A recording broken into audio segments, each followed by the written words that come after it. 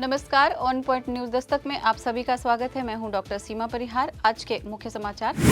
Supreme court का बड़ा फैसला, राजनीतिक दलों को पॉश एक्ट के दायरे से बाहर रखा। डिजिटल हेल्थ गैजेट्स और ऐप इस्तेमाल करने में भारतीय सबसे आगे, लेकिन डॉक्टर्स ने दी चेतावनी। ओडिशा के शिक्षण संस्थानों में छात्राओं की सुरक्षा के लिए शक्तिश्री पहल शुरू। सीएम मांझी बोले, जल्द ऐप भी होगा लॉन्च। आईआईटी की मदद से थानों में होगी सीसीटीवी निगरानी। सुप्रीम कोर्ट कर रहा विचार। 2000 से अधिक प्रजातियां, 1.5 लाख से अधिक विलुप्त जानवर, 3500 एकड़ में फैले वनतारा की है ये खासियत। भारत अमेरिका के बीच ट्रेड डील, छठे दौर की बातचीत से निकलेगा समाधान। शांति और प्रगति के रास्ते पर लौटा नेपाल, अंतरिम सरकार में मंत्रियों ने ली शपथ। न्यूयॉर्क टाइम्स पर $15 बिलियन का मानहानि केस करने जा रहे हैं ट्रंप। भारतीय टीम के नो हैंडशेक पर बिलबिलाया पाकिस्तान। ख्वाजा आसिफ को अब भी सता रहा ऑपरेशन सिंदूर का डर। और सड़कें बही, पुल टूटे, देहरादून के सहस्त्रधारा मालदेवता और टपकेश्वर मंदिर में सैलाब। और अब समाचार विस्तार से।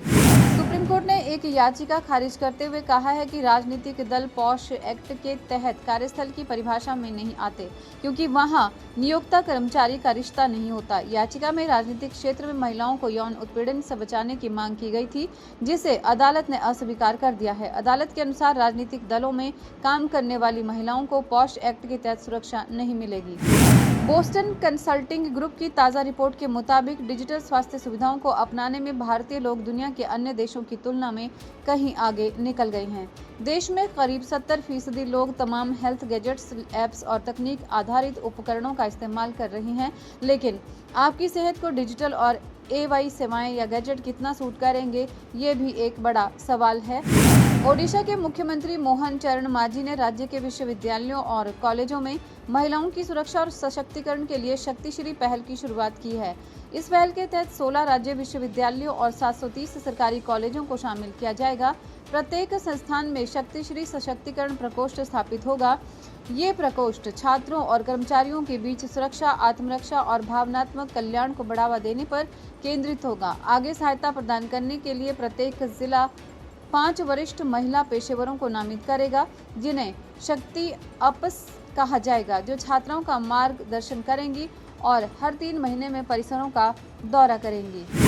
सुप्रीम कोर्ट ने पुलिस थानों में सीसीटीवी फुटेज की रियल टाइम निगरानी के लिए आईआईटी जैसे तकनीकी संस्थानों की मदद लेने पर विचार करने की बात कही है। जस्टिस विक्रम नाथ और संदीप मेहता की पीठ ने सीसीटीवी कैमरों की कमी को लेकर स्वतः संज्ञान लेकर दर्ज मामले की सुनवाई करते हुए ये टिप्पणी की। जामनगर गुजरात में स्थित वनतारा 3500 एकड़ में फैला दुनिया का सबसे बड़ा पशु बचाव, पुनर्वास और संरक्षण केंद्र है। मुकेश अंबानी के बेटे अनंत अंबानी द्वारा प्रबंधित ये घायल जानवरों की रक्षा, इलाज और लुप्त प्राय प्रजातियों के संरक्षण पर केंद्रित है। वनतारा को भारत सरकार द्वारा प्राणी मित्र पुरस्कार से सम्मानित किया गया है। राष्ट्रपति डोनाल्ड ट्रंप की ओर से 27 अगस्त से रूसी तेल खरीद पर नई दिल्ली पर थोपे गए टैरिफ के बाद भारत और अमेरिका पहली बार आमने सामने व्यापार वार्ता कर रही हैं। अमेरिकी व्यापार अधिकारियों का एक प्रतिनिधि मंडल आज नई दिल्ली पहुंचा। उनका नेतृत्व दक्षिण और मध्य एशिया के लिए सहायक अमेरिकी व्यापार प्रतिनिधि ब्रेंडन लिंचन कर रहे हैं। भ्रष्टाचार और इंटरनेट मीडिया पर प्रतिबंध के खिलाफ जेनजी के हिंसक विरोध प्रदर्शन के बाद नेपाल में शांति लौटने लगी है। सुशीला कार्की के नेतृत्व वाली अंतरिम सरकार में मंत्रियों ने पदभार संभाल लिया है। मानवाधिकार वकील ओम प्रकाश आर्याल गृह मंत्री बने हैं। रमेश्वर खन्नाल को वित्त मंत्री बनाया गया है। कुलमान घिसिंग को ऊर्जा मंत्रालय की जिम्मेदारी सौंपी गई है। अमेरिकी राष्ट्रपति डोनाल्ड ट्रंप ने न्यूयॉर्क टाइम पर $15 बिलियन का मानहानि का मुकदमा करने की धमकी दी है। ट्रंप का आरोप है कि NYT radical left democratic party का मुखपत्र है और दशकों से उनके खिलाफ झूठे अभियान चला रहा है। ट्रंप ने सोशल मीडिया पर पोस्ट शेयर करते हुए अखबार पर गलत खबरें फैलाने का आरोप भी लगाया। एशिया कप में भारत ने पाकिस्तान को 7 विकेट से हराया, जिससे पाकिस्तान में निराशा है। पाकिस्तानी रक्षा मंत्री ने इसे शर्मनाक हार बताया और मई के संघर्ष की याद दिलाई, जिसमें पाकिस्तान के अनुसार भारतीय विमानों को मार गिराया गया था। भारतीय टीम ने मैच के बाद पाकिस्तानी खिलाड़ियों से हाथ नहीं मिलाया और सूर्य कुमार यादव ने कहा कि कुछ चीजें खेल भावना से ऊपर होती हैं। और अब बात करते हैं मौसम की। देहरादून के सहस्त्रधारा में भारी बारिश के कारण बादल फटने से कई दुकानें बह गई। जिला प्रशासन ने लोगों को सुरक्षित स्थानों पर पहुंचाया और बचाव कार्य अभी जारी है। इस हादसे में 2 लोग लापता हैं।